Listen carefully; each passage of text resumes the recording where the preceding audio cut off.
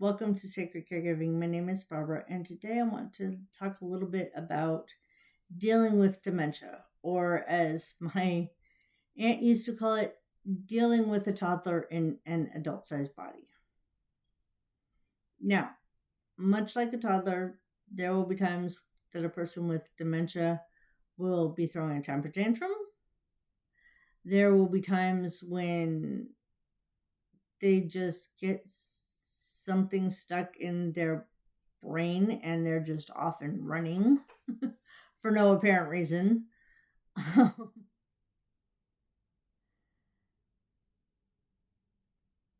So, the first thing is, you know, don't take it personally. There will be times when the person with dementia is like just having an absolute fit and they're calling you all of the names in the book and they might even be trying to harm you physically. There were times that my grandma, when she'd have one of her temper tantrums, would like try to run me over with her walker. She had one of those like four-wheeled walkers and she tried to run into me with it. Fortunately, my upper extremity strength at the time was strong enough that I could keep her from pushing it. I could just like grab onto the crossbar of her walker when she was trying to do that and prevent her from running me over.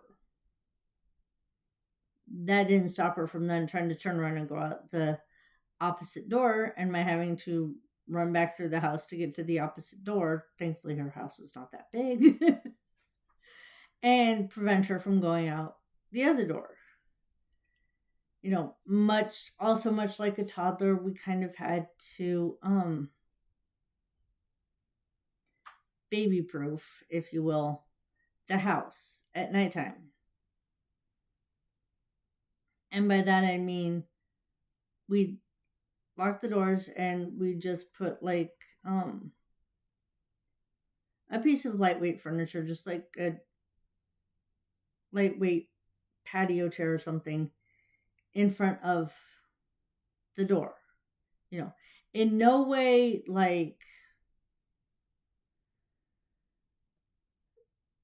it was just basically acting kind of as like basically like a baby gate. Because otherwise, like my grandma would try to get out the door. Like it could be 3 o'clock in the morning and she'd think it was daytime and she'd go out the door in her nightgown on her walker, sometimes not even on her walker, and try to get to her daughter's house, who basically lived about 100 yards from my grandma's back door in her own like mobile home. So, yeah, it was hard not to take it personally when she was trying to shove her walker into me or when she was calling me names or whatever it was. And, you know, at the moment it's happening, I had to stuff everything down because at the moment that it's happening, I had to deal with what was in front of me. I had to deal with keeping grandma from going outside or going into an unsafe situation. You know, some of you may be thinking, well, if the daughter only lived 100 yards away, what's the big deal? Number one, grass, mud, gravel, no pavement, no smooth surfaces of which to roll over to my aunt's house on her walker. Usually one of us would have to kind of be walking like beside her with the walker just so that we could, take the walker when it was stuck. Number two, my grandma had a history of falling. Yes, we still kept her in her house because, like I said, my aunt's house was her daughter's house was literally out the back door. Her daughter-in-law's house was next door to hers. So there were still people around the family complex that could still keep an eye out for grandma. And we wanted to keep grandma at home as long as it was safe, you know, and we did things to kind of adapt to the situation at the time. We did the best, we did, what any of us caregivers do. We do the best we can with the information that we have. We do the best we can at the time.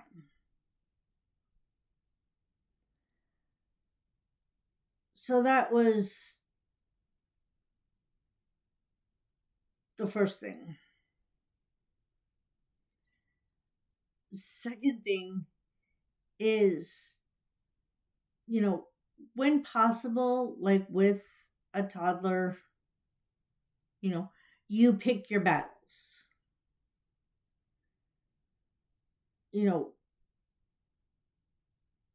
there were times that, like, grandma didn't want to eat whatever it was that she had gotten from for lunch from the senior nutrition center that day. Like, her favorite meal, the chicken and the mashed potatoes, was suddenly no longer her favorite. And then it was, okay, now what do we do? So then it would be, okay, let's try some macaroni and cheese. Like, she loved macaroni and cheese. Mac and cheese was one of her favorite things to eat. Chicken and mashed potatoes and okra and corn and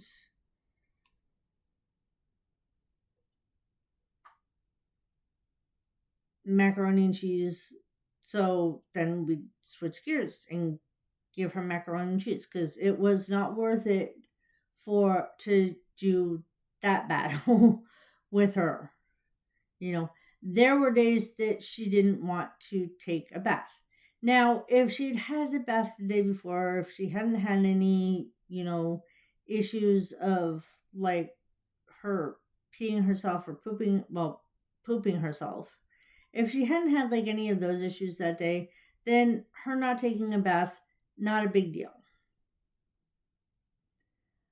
On the other hand, if it was a day that she didn't want to take a bath, but she had pooped herself, then yeah, I'm going to figure out a way to give her a bath.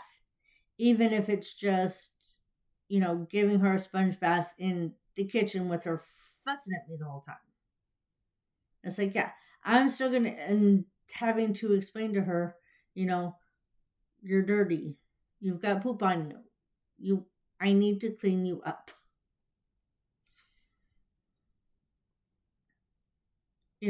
So, like I said, pick your battles. It wasn't important if she hadn't soiled herself that day or whatever. It wasn't important that I didn't give her a bath. And I'd just go ahead and tell my aunt, I'd be like, yeah, we didn't get a bath done today. She didn't want a bath. And my aunt would just go, oh, that's fine. Whatever.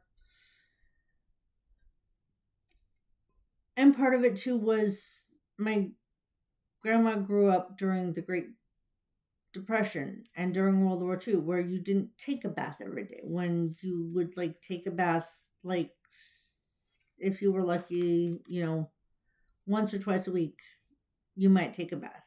You take a bath like Saturday night in preparation for going to church on Sunday.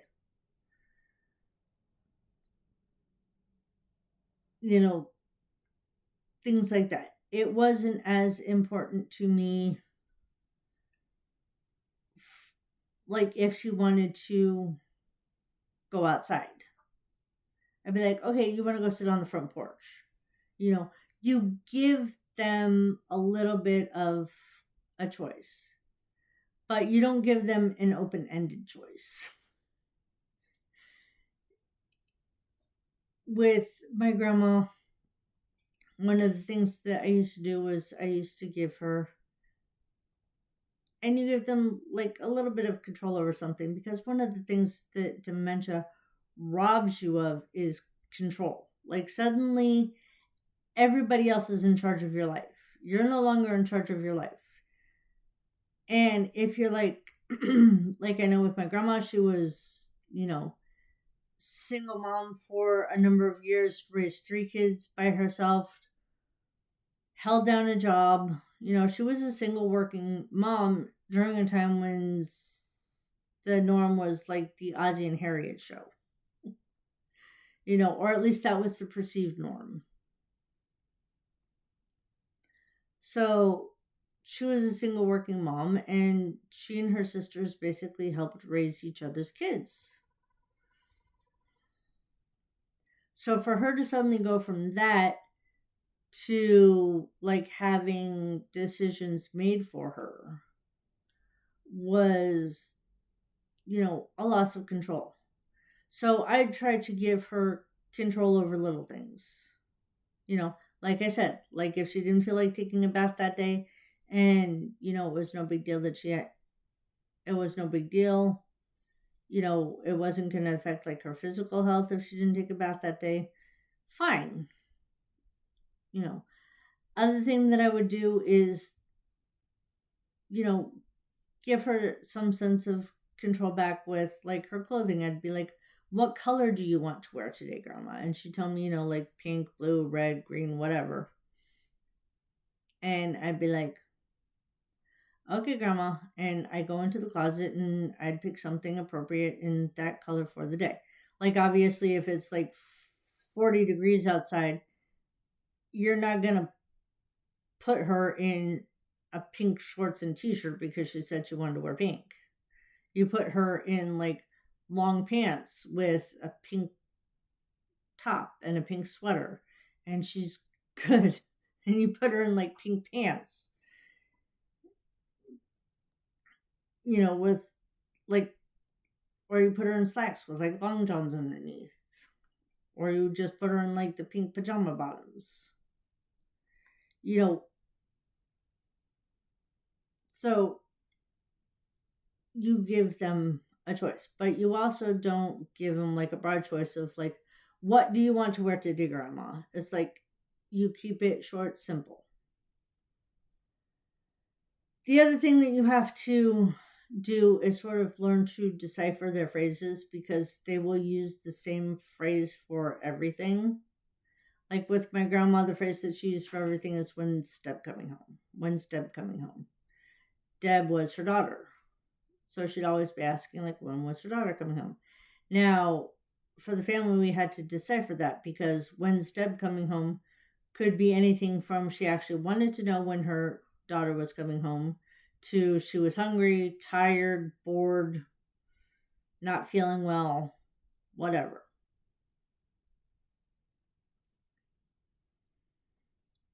So you sort of have to learn to decipher that and then ask simple follow up questions like, are you hungry? And then, even then, it's not a straight yes or no answer.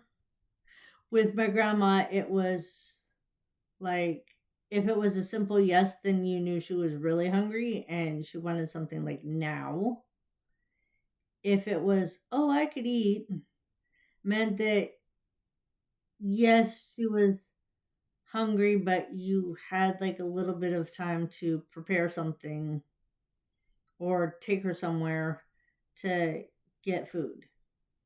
If she'd say, not right now, then you knew, oh, okay, you still have like a little bit of time and ask her again when she, you know, asks when's Deb coming home again.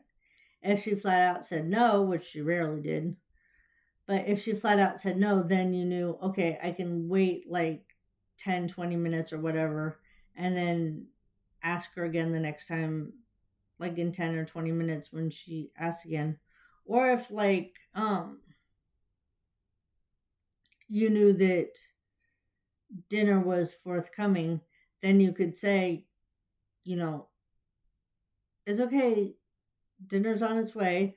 Like, sometimes she'd ask when's Deb coming home, meaning she was hungry.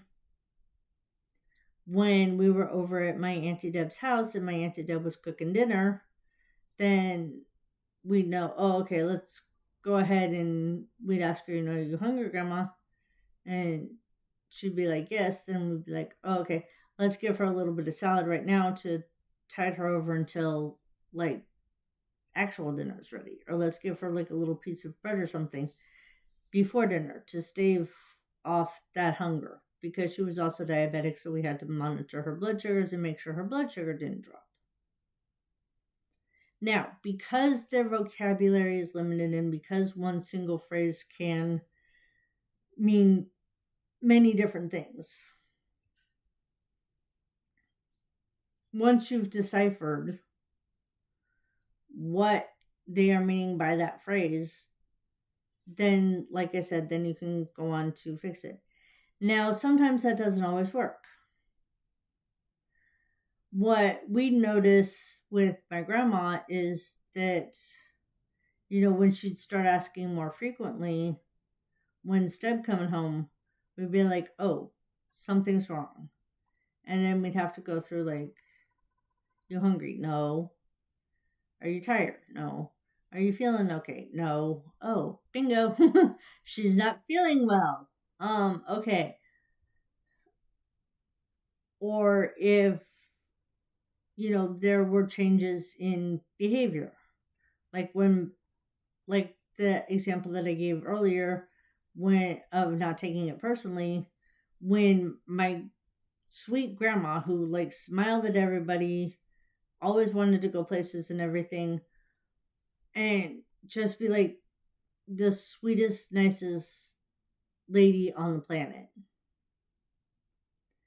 When she would go from that and just asking, every so often when Steb coming home, to either asking it a whole bunch or suddenly not asking it, then that was our cue. And by ours, I mean mine, my aunt, my uncle's widow, our friend Sheila, who helped take care of grandma on the weekends and occasional afternoons. Um, when that happened, then we knew that something was up with grandma. And then that's usually when, you know, we my aunt would do the home urinalysis test to see if she had a bladder infection.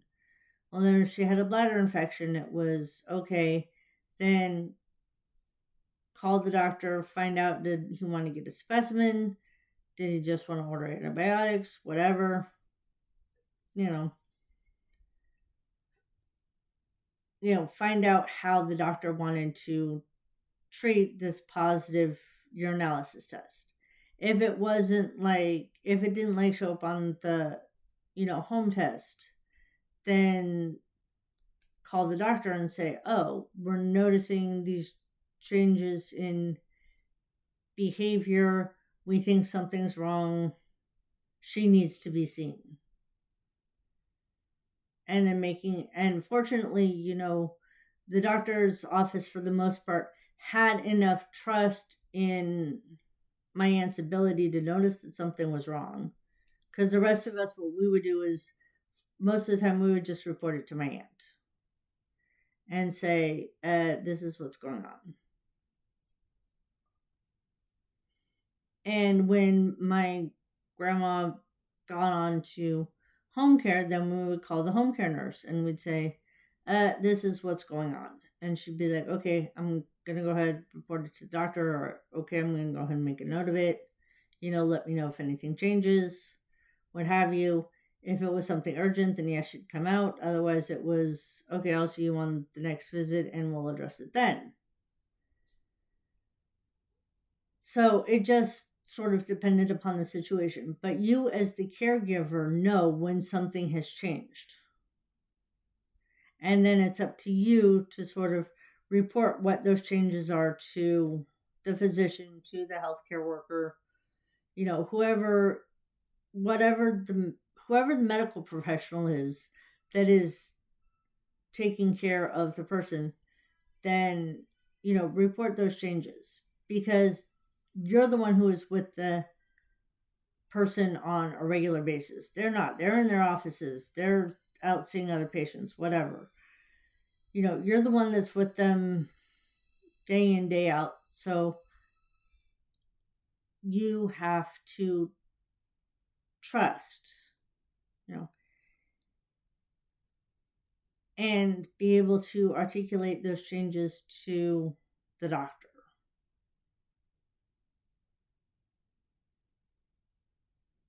Because with dementia patients, like I said, they get to the point where they can't articulate it. So then you have to become their voice, so to speak, and become their advocate and speak out and say, this is something that's wrong.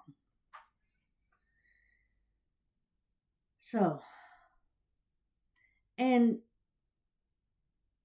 I'm not a neurologist. There are all kinds of different variations of dementia. There are all kinds of different things that happen within a dementia patient. There can be some that are like very kind and whatnot, and there are others that can just be like, you know, just like instead of just like ignoring their food, that they have somehow is no longer their favorite. you know, there are some that will just like ignore your food, like my grandma would just kind of shove her plate away and like not eat it. There are other instances I've heard of where a dementia patient will literally take the food and throw it across the room because they don't like it. You know, each person is different. Each dementia patient is different. These are just sort of some of the tips and tricks that we've discovered along the way. Now, final thoughts is number one, like I said, don't take it personally. Number two, try to be patient with them and sort of go through the steps of figuring out what's wrong. And the third thing with dementia patients that you probably need to know is sometimes you just got to go with the madness. And yes, sometimes that means not being entirely truthful with the person. I know with my grandma, as her dementia progressed to the point that it did, that she would be asking about her son in law, my Uncle Larry.